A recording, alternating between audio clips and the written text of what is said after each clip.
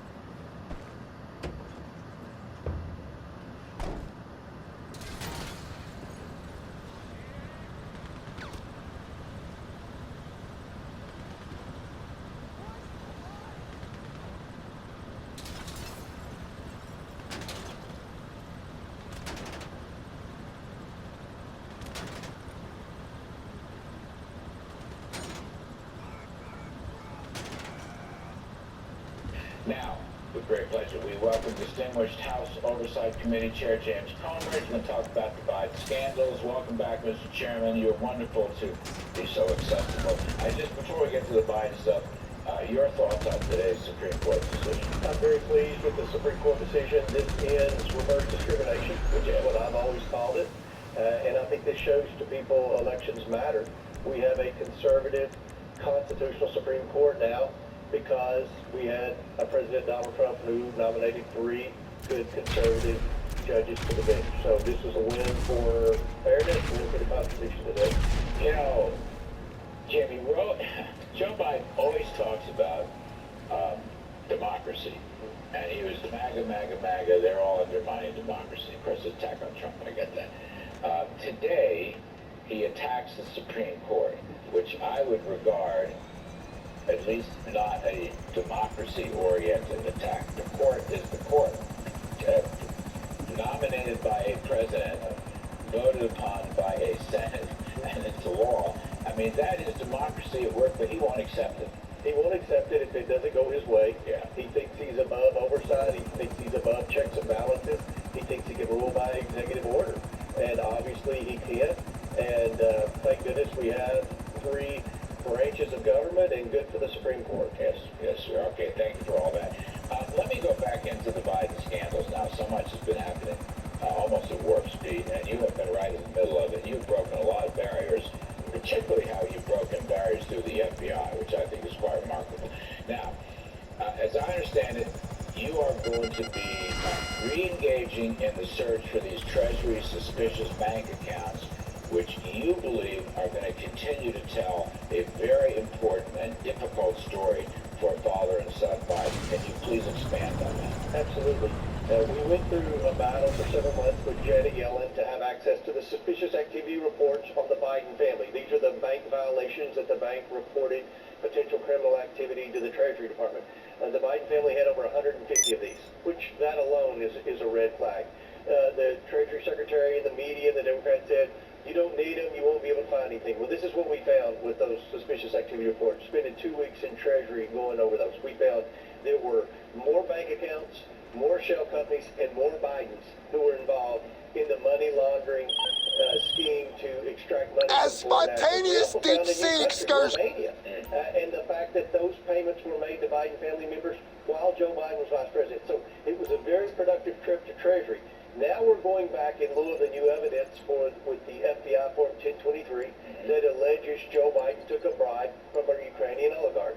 We are now requesting from Janet Yellen access to all the suspicious activity reports, which are the bank violations, for anyone pertaining Hey, to there's a trailer Burisma, and we've listed several names of people that were on the Burisma board. We want to have access to these because we want to try to start putting together the pieces to determine whether or not Joe Biden did in fact accept a bribe from Ukraine. Um, we know, I think from evidence so far, that the money transferred from China, this guy from the Chinese intelligence community, Communist Party community, do you think that, in fact, the whistleblower made it clear that father and son were there when son Hunter went off on his rage at these China guys? I think his name was Zhao. Do you think that's well established now? Well, Joe Biden is trying to walk away from it, that's why. Right. Well, I think at the end of the day, our investigations will prove Joe Biden was very involved in the whole influence peddling scheme, which should be concerning to every American because this puts him in a compromised situation, especially with China. But whether or not Joe Biden was with his son or not, his son invoked his name. But here's the important part.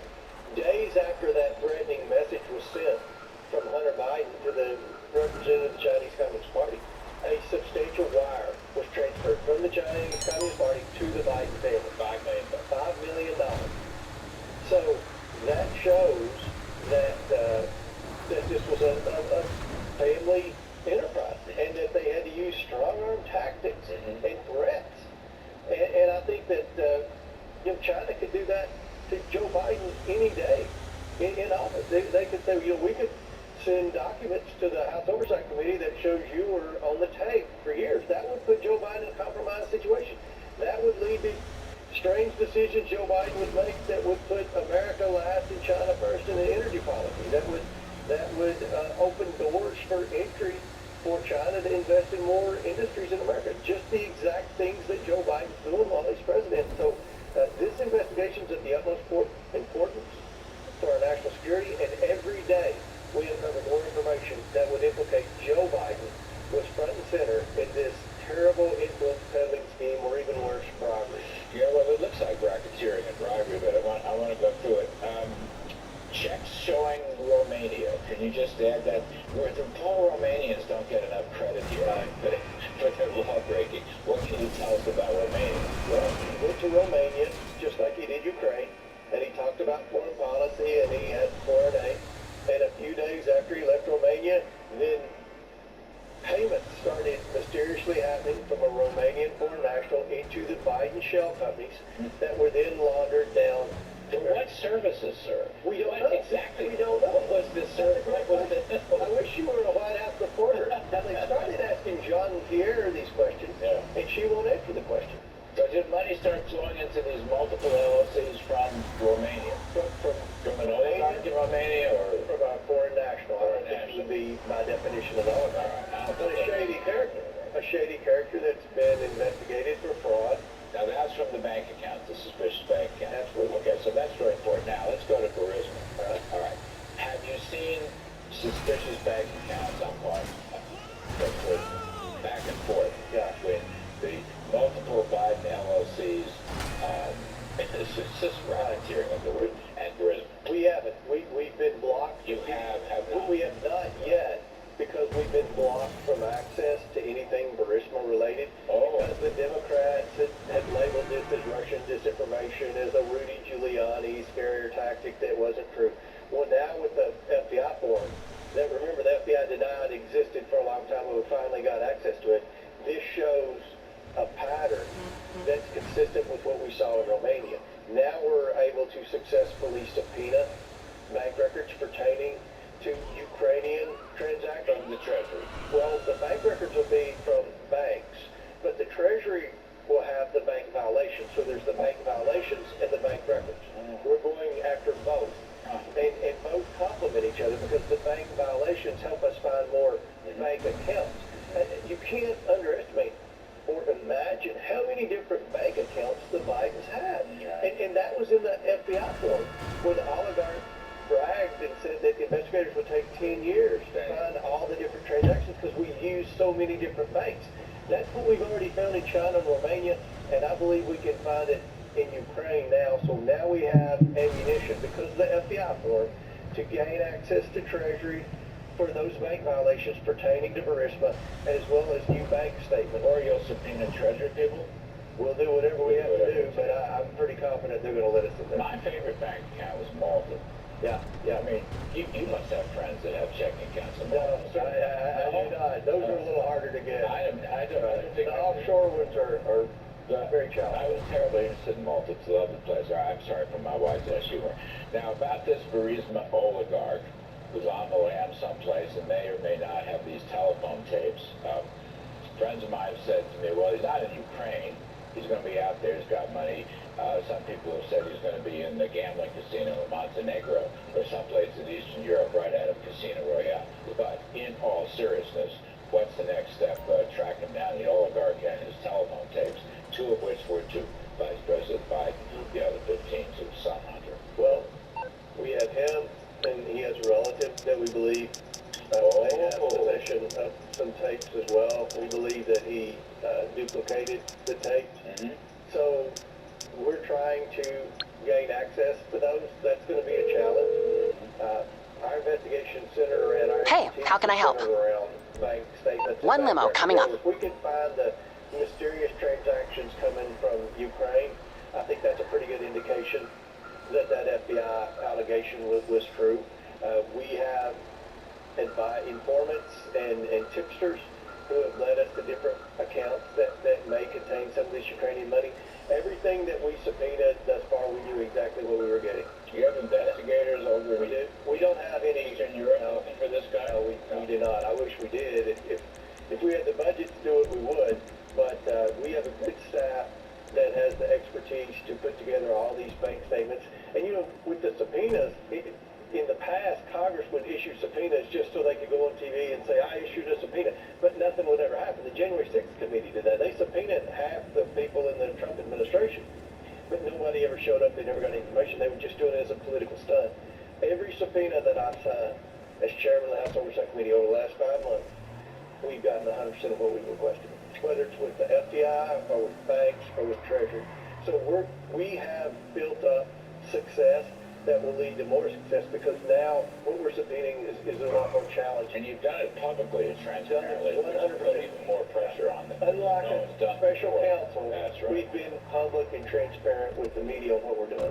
As the bank accounts mount up, and you may or may not get the telephone tapes and so forth and so on, you're creating a pretty strong case that Vice President Biden, I know these are allegations, I know that, but you're still looking like a pretty strong case. Influence peddling, pay to play, bribery with foreign national, etc., etc. My last question is, does this lead to an impeachment of Mr. Biden? You know, some people are talking about impeaching Attorney General Garland. My view, simplistically, is don't go for the small fish, go for the big fish. But what do you think, James Comer? Well, you know, there's two things happening now with respect to this investigation. There's the crime, which is the Biden influence peddling and potential bribery. Then there's the cover-up. So Merrick Garland's front and center in the cover-up, and Joe Biden's front and center in the crime. So if I were Joe Biden, I would be explaining what my family did to receive the $10 million we've already unearthed. So between now and the next $10 million we unearth through these bank statements, I would be coming up with a pretty rock-solid excuse as to what my family did to receive this money, because no one on the planet has an explanation for why his family's received all these transactions. Hey, we're from done. Romania, from China. Didn't I say it would be Ukraine, from easy? Russia. For what service? We have no idea. What service? They will not answer it. They act like it never happened. We have bank statements. This isn't an Adam Schiff investigation. Right. We actually have evidence. This is not a phony campaign concoction of Hillary Clinton. These are actual checks and bank records from the U.S. Treasury Department. And the biggest banks in America. Yeah. You are. You're doing the Lord's work. I wish you all the luck in the world, and we thank you for once again helping us to walk through this. Thanks for having me. You're a prince, Mr. Chairman. Appreciate it. We can play like funky piano, try to use the deep bass or